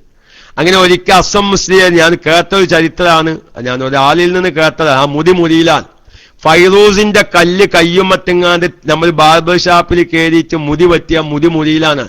ഒരിക്കൽ മഹാനായ അസ്സം മുസ്ലിയാരുടെ മുടി പറ്റിയിട്ട് മുരിനില്ല എന്നാണ്. അപ്പൊ നോക്കുമ്പോ ഈ കല്ല് ഊരി വെച്ചിട്ടുണ്ടായിരുന്നില്ല. അങ്ങനെ എന്ത് ചെയ്ത് കല്ല് ഊരി വെച്ചതിന് ശേഷമാണ് മുടി മുറിച്ചത് എന്നാണ്. അതേമാതിരി സുലൈമാനുൽ അഖീഖി എന്ന് പറഞ്ഞൊരു കല്ലുണ്ട്, ഒരു മോതിരക്കല്ല്. ആ പേരിലാണ് അറിയപ്പെടുന്നത്. അത് സുലൈമാൻ നബി അലൈഹി ഇസ്ലാമുമായി ബന്ധപ്പെട്ട എന്തോ ഒരു പ്രത്യേകത അതിനെന്തിനാണ്. ആ സുലൈമാനുൽ അഖീഖിന്റെ പ്രത്യേകത എന്താണെന്നറിയോ? സുലൈമാനുൽ അഖീഖി കയ്യുമത്തെങ്ങാണ്ട് കരിമൂർക്കനെ ചവിട്ടിയാലും ആ കരിമൂർക്കൻ കരിക്കൂലാന്നാണ്. കരിമൂർക്കല് പാമ്പ് ബംബാല രാജബംബാലും കരിമൂർക്കനൊക്കെ കേട്ടില്ലേ? ഈ രാജബംബാലനെ ചവിട്ടിയാലും ആ രാജബംബാല കരിക്കൂല. ഇങ്ങനെ സുലൈമാനുൽ അഖീഖിന്റെ പ്രത്യേകതയായി. ഇതൊന്നും ഇപ്പൊ ഇങ്ങളൊരു വലിയൊരു തെളിവായിട്ട് കൊടുക്കണ്ടോ. ഇത് ഞാൻ ഈ മോതിരക്കല്ലുമായി പഠിച്ച ചില മഹാന്മാർ പറയുന്നത് കേട്ടത്, ഞാൻ അതൊന്നും കിതാബിൽ കണ്ടതല്ല. പക്ഷെ ഒരുപാട് കിതാബുകൾ ഇത് സംബന്ധമായി ചർച്ച നടക്കുന്നുണ്ട്. ഏതായാലും യാക്കൂത്തിന്റെ കല്ല് വെള്ളിയിൽ കെട്ടി വലത്തെ കൈയിന്റെ ചെറിയ വിരലുമ്മ ധരിക്കല് അതെന്താണ്? സുന്നത്താണ്. ആൾക്ക് കൽബിയായിട്ടൊക്കെ നല്ല മാറ്റങ്ങള്, ഹൃദയ ശുദ്ധീകരണം കിട്ടും പോലോത്തതൊക്കെയും പറയുന്നു. അങ്ങനെ ഓരോ കല്ലിനും ഓരോ പ്രത്യേകതയുണ്ട്. പിന്നെ ചിലോലി പുഷ്പരാഗം, അങ്ങനെ ഒരു കല്ലുണ്ട്. ഈ പുഷ്പരാഗത്തിന് വലിയ പ്രത്യേകത ഒന്നുമില്ല, അത് കാണാൻ ചോദിക്കുന്നതൊന്നുമല്ലോ. കാണാൻ ഈ പുഷ്പരാഗം പ്രത്യേകമായ അതിന് ഫായിദൊന്നും കാണാനില്ല, എന്തോന്ന് അറിയില്ല. പക്ഷെ കാണാൻ നല്ല ചൊതുക്കായിരിക്കും, മഞ്ഞ, പച്ച, നീല, പല കളറുകളിൽ. ഇങ്ങനെ ഓരോരുത്തരും മർജാൻ കളർ പലന്ന് ചോദിച്ചിട്ട് ഇന്നെ ബുദ്ധിമുട്ടിക്കരുത്. കാരണം ഞാൻ അങ്ങനെ കല്ലിന്റെ ഒരു വിശാലമായ ചർച്ചയിലേക്കോ പഠനത്തിലേക്കോ ഞാൻ കടന്നിട്ടില്ല. അത് സംബന്ധമായ കിതാബ് 1-2 പ്രാവശ്യം നോക്കി വെച്ചിട്ടുണ്ട്, അത്രയേ ഉള്ളൂ. ഇനിയിപ്പോ മറിജാനോ മറിച്ചതോ എന്നൊന്നും വല്ലാതെ ചോദിച്ച് ബുദ്ധിമുട്ടിക്കരുത്. അതുകൊണ്ടൊരു ഫിഖ്ഹിയായുമായി ബന്ധപ്പെട്ടൊരു വിഷയം അല്ലാത്തത് കൊണ്ട് അതിന്റെ ഒരു നോട്ടത്തിലേക്ക് വല്ലാതെ പോയിട്ടില്ല. എന്റെ അടുക്കലുള്ള മോതിരം അന്തുപ്പാപ്പ തന്നതാ, അതൊക്കെ നല്ലതാണ്. മഹാന്മാർ കാരണം റസൂലുള്ളാഹിന്റെ ഒരു മോതിരം മഹാനായ ഉസ്മാൻ റളിയല്ലാഹു തആല അൻഹുവിന്റെ കൈവശം ഉണ്ടാവുകയും ഉസ്മാൻ റളിയല്ലാഹു തആല അൻഹു വിശ്രമിക്കാൻ വേണ്ടി ആ മദീനയുടെ പേര് പള്ളിയുടെ മുമ്പിലത് നമ്മുടെ മദീനയിലുള്ള ആ ബിഅ്റു ഖാത്തം എന്നറിയപ്പെടുന്ന കിണർ, ആ കിണറിന് ആ പേര് തന്നെ കിട്ടാൻ കാരണം ഉസ്മാൻ റളിയല്ലാഹുവിന്റെ മോതിരം ഊരിപ്പോയതാണല്ലോ. ഏതോ പള്ളി ഞാൻ മറന്നല്ലോ, അതിന്റെ മുമ്പിലാണ് ആ കിണറുള്ളത്. ബിഅ്റു ഖാത്തമുള്ള പള്ളി മദീനയിൽ, മസ്ജിദുൽ ഖുബായിലല്ല, മസ്ജിദുൽ ജുമുഅന്റെ ഏതോ ഒരു പള്ളിയുടെ മുമ്പിലാണ് ബിഅ്റു ഖാത്തം ഉള്ളത്. അപ്പൊ മഹാനായ ഉസ്മാൻ റളിയല്ലാഹു തആലാന്റെ മോതിരം അതിലേക്ക് വീണുപോയ ചരിത്രങ്ങളൊക്കെ നമ്മൾ കേട്ടിട്ടുണ്ട്. മസ്ജിദ് ഖുബയുടെ മുമ്പിലാണ് ബിഅ്റു ഖാത്തം ഉള്ളത്. ആ ബിഅ്റു ഖാത്തമിന്, ആ കിണറിന് അത് പേര് തന്നെ കിട്ടാൻ കാരണം ഉസ്മാൻ റളിയല്ലാഹു തആല അൻഹുവിന്റെ ഒരു മോതിരം അതിലേക്ക് പോയ ഒരു വിഷയവുമായി ബന്ധപ്പെട്ടും കൊണ്ടാണ്. അപ്പൊ ഏതായിരുന്നാലും ചുരുക്കത്തില് കിതാബുകളിലൊക്കെയും മഹാന്മാരെ അടുക്കൽ നിന്ന് കേട്ടത് യാക്കൂത്തിന്റെ കല്ല് ധരിക്കണം എന്നാണ്. യാക്കൂത്ത് മനസ്സിലായോ? ഇപ്പോൾ കിണറില്ല, കിണറുണ്ട്. കിണറില്ലായല്ല, കിണർ മൂടിത്തതാണ്. കിണർ ഇപ്പോഴും ഉണ്ട്. ആരാത്? SYS 60, അത് തിരുവമ്പാടിയാണോ? ഇങ്ങനെ ഇപ്പോഴും മതി. കിണറുണ്ട്, പക്ഷെ ആ കിണർ ഇന്ന് മൂടിയിട്ടിക്കാണ്. അവരെന്തെല്ലാം താജുദ്ദീൻ ഹാജിക്ക് നമ്മളെല്ലാം വേറെ നിന്നതാ അവിടെ. കിണർ ഇപ്പോഴും ഉണ്ട്, പക്ഷെ എന്താണ്, അത് മൂടിയിട്ടിക്കാന്ന് മാത്രം. കാരണം ജനങ്ങൾ എത്തി നോക്കലൊക്കെ അധികരിച്ച കാരണം. ഏതായാലും ഇരിക്കട്ടെ, യാക്കൂത്തിന്റെ കല്ല്, ചുരുക്കി പറയാ, യാക്കൂത്തിന്റെ കല്ല് എന്ത് ചെയ്യാ, വല്ലിയിൽ കെട്ടി, നല്ല വല്ലിയിൽ കെട്ടി വലത്തെ കയ്യുന്റെ ചെറിയ വേലുമ ധരിക്കല് അത് ഇസ്ലാമികമായി ബലപ്പെട്ട ഒരു സുന്നത്താണ് ഇൻഷാ അല്ലാഹ്. പിന്നെ അവിടേക്ക് ഈ പൊട്ടിയ കല്ലില്ലാത്ത മോതിരത്താലും ഒരു വത്തക്കന്നി, ഒരു വല്ലിയുടെ വത്തക്കന്നി, വെറും ഒരു റൗണ്ട് മാത്രം കയ്യുമെത്താലും മോതിരം ഇത്ത സുന്നത്ത് കിട്ടുമെന്നൊക്കെയും ഫിഖിന്റെ കിതാബുകളിൽ ചർച്ചകൾ നടക്കുന്നുണ്ട്. അല്ലാഹു തആല അതുകൊണ്ട് എല്ലാവരും ഒരു മോതിരം ധരിക്കൽ എന്തായാലും സുന്നത്ത. അതേ ഹബീബായ നബി സല്ലല്ലാഹു അലൈഹി വസല്ലമയുടെ ഒരു നല്ല ഒരു സുന്നത്തിൽപ്പെട്ട ഒരു വിഷയമാണ് മോതിരം ധരിക്കുക എന്നുള്ളത്. പക്ഷെ ഇന്ന് പലവരും അതൊന്നും ചെയ്യുന്നില്ല. അതുകൊണ്ട് നല്ല ഉപകാരപ്രദമായ പല ഫായിദകളുമുള്ള കല്ലുകളൊക്കെ ഉണ്ട്. പക്ഷെ ആ കല്ലുകളൊക്കെ ഇന്ന് വ്യാജമായി കല്ലുകൾ ഇറങ്ങുന്നുണ്ട്. അതായത് അജ്മീറിലൊക്കെ ചെന്ന് നോക്കിയാൽ മോതിരക്കല്ലുണ്ടാവും. നമുക്ക് കണ്ടാൽ നല്ല കല്ലായിരിക്കും, പക്ഷെ നല്ല കല്ലാണെങ്കിലും വാസ്തവത്തിൽ ചിലപ്പോൾ അത് വ്യാജമായിരിക്കും. അപ്പൊ ആ വ്യാജമായ കല്ലുകൾ കണ്ടുപിടിക്കാൻ അത് അറിയുന്ന വ്യക്തികളെ കൊണ്ട് നോക്കിപ്പിച്ചിട്ട് അത് നമ്മൾ ചെയ്യണം. എന്താണ് എന്തേ അബുസുനു വന്നോ? ഏതായിരുന്നാലും ഇൻഷാ അല്ലാഹ് ഇതിന്റെ മറ്റു കല്ലുകളുടെ പ്രത്യേകതയും കാര്യങ്ങളൊക്കെയും മറ്റു സമയത്താവാം. ഇങ്ങനെ മോതിരം ധരിക്കലും അത് യാക്കൂത്തിന്റെ കല്ലാവണമെന്നൊക്കെയും കിതാബുകളിൽ, സലാഹുദ്ദീൻ പോലത്തെ കിതാബുകളിൽ ജീവിതത്തിൽ ബറക്കത്തുണ്ടാവാൻ, ഐശ്വര്യമുണ്ടാവാനുള്ള മാർഗമായി പറയുന്നുണ്ട്. അല്ലാഹു തആല മഹാന്മാര് നമുക്ക് കാണിച്ചു തന്ന മാർഗമാണ്. ഏതായിരുന്നാലും അത്തരം സുന്നത്തുകളൊക്കെയും ജീവിതത്തിൽ പകർത്തി യഥാർത്ഥ ഒരു ഖൈറിന്റെ അഹ്ലികാരനായി ജീവിക്കാൻ അല്ലാഹു തആല നമുക്ക് തൗഫീഖിനെ പ്രദാനം ചെയ്യുമാറാവട്ടെ എന്ന് പറഞ്ഞു ഉസ്താദിനോട് സംശയം തോന്നിക്കാൻ ക്ലാസ് കഴിഞ്ഞിട്ട് മറുപടി വലിയ വക്കല് അനുവദനീയമാണ്. ഏതായിരുന്നാലും ലൈവ് വന്നോ അബുസുനു ലൈവ് വന്നോ? ലൈവ് വന്നോ? ഇല്ലല്ലോ, ഇല്ല. എന്നാ ഒരൊറ്റ കാര്യം കൂടി പറയാം. ഏതായാലും ഞാൻ അത് പറയാനാണ് ഇങ്ങനെ കുത്തുബിയ്യത്തിന്റെ ഒരു മജ്ലിസ് അല്ലെ, കുത്തുബിയ്യത്തിന്റെ ഒരു മജ്ലിസിലാണ് നമ്മൾ മൈക്ക് എടുത്തത്. അതിന്റെ ദുആ ആവുമ്പോഴേക്ക് എത്തും. അപ്പോ അവരൊരു ഇഷ്കാലുണ്ട് പലർക്കും. അതായത് ഇവിടെ സാധാരണഗതിയിൽ ഒരു നിസ്കാരം കാണാതെ അതൊന്ന് നമുക്ക് നല്ലതാണ്. നമ്മുടെ ജീവിതത്തിലൊക്കെ വലിയൊരു ബറക്കത്തുള്ള ഒരു നിസ്കാരാണ്. ലത്തീഫ് ദുആന്റെ സമയമായ ബാക്കി നമുക്ക് പിന്നീട് ലത്തീഫ് MKD എന്റെ ശബ്ദം കേൾക്കുന്നുണ്ടോ? കുത്തുബിയ്യത്തിന്റെ ദുആ ആയോ? ലത്തീഫ് MKD കുത്തുബിയ്യത്തിൽ ദുആ തുടങ്ങിയോ? നമുക്കൊക്കെ ഒരുപാട് ആവശ്യങ്ങളും പ്രയാസങ്ങളും ഉള്ളവരാ. ഞാനിതൊക്കെയും പറയാൻ കാരണം നമ്മുടെ ഗൾഫുകാരൊക്കെ അത് ശ്രദ്ധിക്കേണ്ട ഒരു കാര്യമാണ്. എന്തെങ്കിലുമൊക്കെ നമ്മുടെ വീടുകളിൽ പ്രശ്നങ്ങളും പ്രയാസങ്ങളും ഉണ്ടാകുമ്പോ നമ്മൾ ചെയ്യേണ്ട കുറച്ച് കാര്യങ്ങളുണ്ട്. അത് ചെയ്യാതെ നമ്മൾ പായുകയാണ്. എന്നിട്ട് എല്ലാം കഴിഞ്ഞതിന്റെ ശേഷമാണ് പിന്നെ നമ്മൾ ബാക്കിയുള്ള കാര്യങ്ങളിലേക്ക് ചിന്തിക്കുന്നത്. ഞാൻ പല പ്രാവശ്യം അത്തരം കാര്യങ്ങളൊക്കെ ഉണർത്തിയിട്ടുണ്ട്. കേൾക്കാത്തവരുണ്ടെങ്കിൽ ഒന്ന് കേൾക്കട്ടെ. ഇപ്പൊ നമ്മൾ ഹോസ്പിറ്റലിലേക്ക് പോവുകയാണ് ഒരു ഡോക്ടറെ കാണാൻ. പക്ഷെ അവിടെ നമുക്കൊരു നിബന്ധന ഉണ്ട്. എന്താ നിബന്ധന എന്നറിയോ? നമ്മൾ ആ ഡോക്ടറെ കാണാൻ പോകുമ്പോൾ ഒരു ചെറിയ ദുആ വേണം. ഞാനിപ്പോ എന്തൊക്കെ ജീവിതത്തിലുള്ള സംഗതിയാണ്. ഞാനിപ്പോ ഹോസ്പിറ്റലിലേക്ക് പോയിട്ട് കാലം കുറെ കഴിക്കണ്. പക്ഷെ എന്നാലും നമ്മളെ കുട്ടികളൊക്കെ ഒന്ന് ഹോസ്പിറ്റലിലേക്ക് പോകുമ്പോ റബ്ബേ ഞാനിങ്ങനെ രോഗം, ആ ഡോക്ടർക്ക് ഒരു ഹൈറായ മരുന്ന് എഴുതി ആ മരുന്ന് കൊണ്ട് പെട്ടെന്ന് ശിഫ കിട്ടുന്ന ഒരു അവസ്ഥയിലേക്ക് എത്തിക്കണേ. ആ ഒരു ദുആ നമുക്കില്ലല്ലോ. അത് മരുന്ന് കഴിക്കുമ്പോ നമ്മളൊരു ഡോക്ടർ എഴുതിയ ഒരു മരുന്ന് കഴിക്കുമ്പോ റബ്ബേ ഈ മരുന്ന് കൊണ്ട് ഇതിന്റെ രോഗം ശിഫ നൽകണേ. ആ ദുആ എത്ര ആള് ദ്വാരിക്കുന്നുണ്ട്? ആരുമില്ല. നമ്മള് ഡോക്ടറെ അടുത്ത് പോയി, ഡോക്ടർ പറഞ്ഞ ഫീസും കൊടുത്ത് മരുന്നും വാങ്ങി പെരയിൽ വന്ന് 1 വീതം 4 നേരം 1 വീതം 5 നേരം അത് പൊട്ടിച്ച് കഴിച്ച് 3 ദിവസം മരുന്ന് കഴിച്ചൊരു ഭേദം കിട്ടിയില്ല.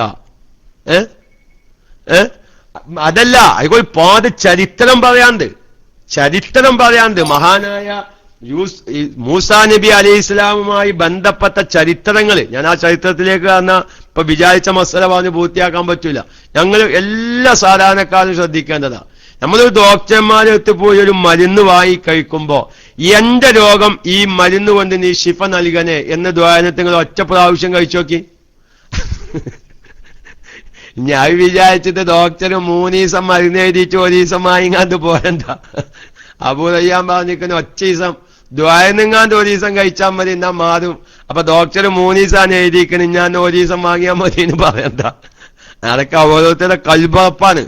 അപ്പൊ അത് ദ്വാരിക്കണം. അപ്പൊ അതുകൊണ്ട് ഈ നമ്മളെ സാധാരണഗതിയിൽ ആ നിസ്കാരം നടക്കുന്നത് കുത്തുബിയ്യത്ത് ചൊല്ലുന്നതിന്റെ മുമ്പ്, അഥവാ മഹാനായ മുഹിയുദ്ദീൻ ശൈഖ് റളിയല്ലാഹു തആല അൻഹുവിനെ വിളിക്കുന്നതിന്റെ മുമ്പ് ഒരു 12 റക്അത്ത് നിസ്കാരം ബഅദ സലാത്തി സിനതൈ അശ്റത മിൻ റക്അ മാ അൽ ഫവാതിഹി വൽ ഇഖ്ലാസി ബിൽ ഖാലിആ.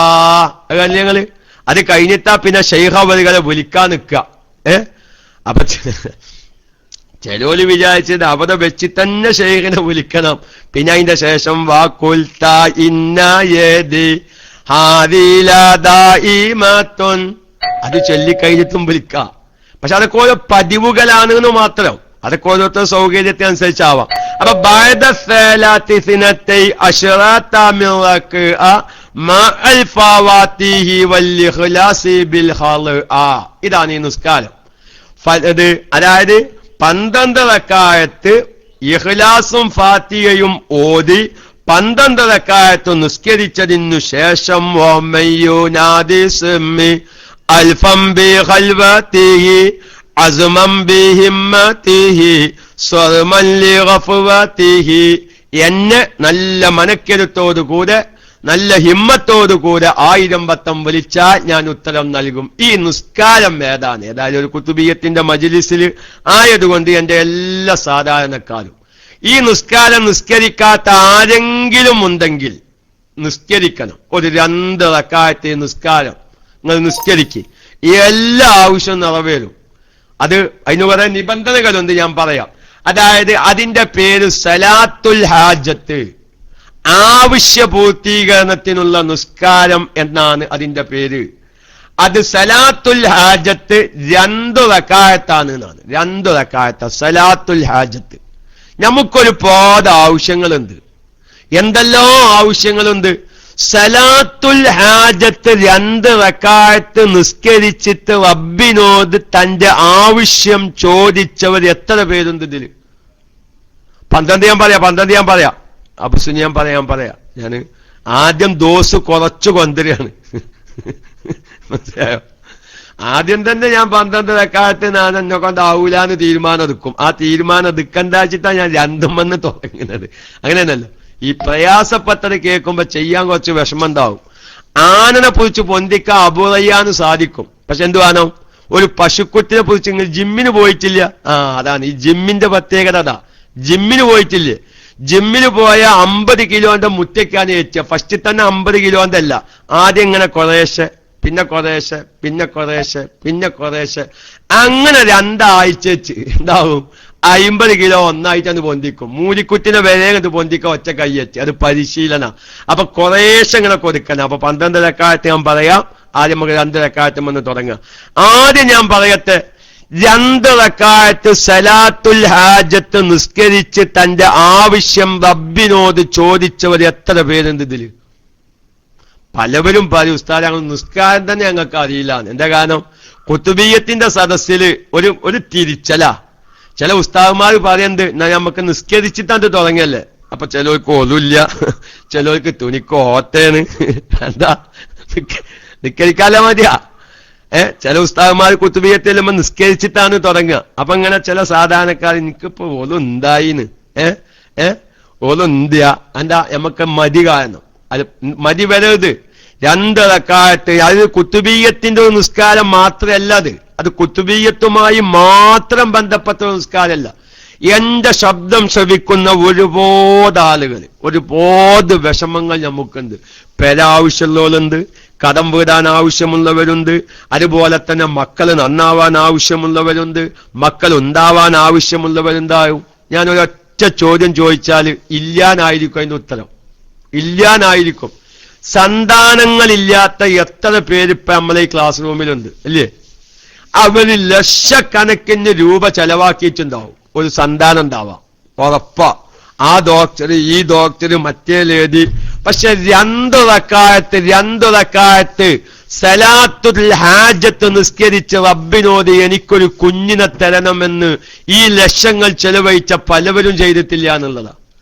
ഇൻഷാ അല്ലാഹ് ചെയ്യും. അതാണ് KMICയുടെ പ്രത്യേകത. എനിക്ക് പ്രതീക്ഷ ഉണ്ട്. അത് ഒരാളെങ്കിലും ഈ ക്ലാസ്സിന് ശേഷം ഒരാളെങ്കിലും ആ 2 റക്അത്ത് സുന്നത്ത് നിസ്കരിച്ചിട്ടുണ്ടാവും.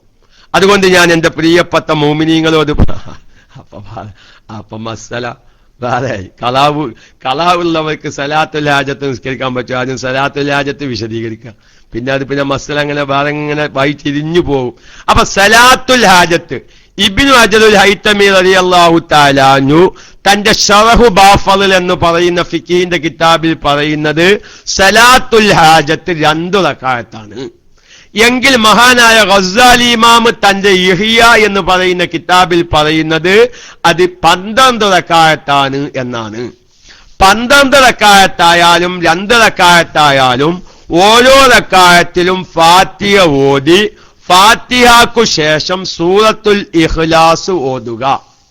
അവിടെ ഒരു ഇഷ്കാലും തീർന്നു. വേറൊരു ഇഷ്കാൽ അങ്ങനത്തെ തീരുകയാണ്. എന്താ ഇഷ്കാല്? ചില ആളുകൾക്കൊരു ഇഷ്കാലുണ്ട്.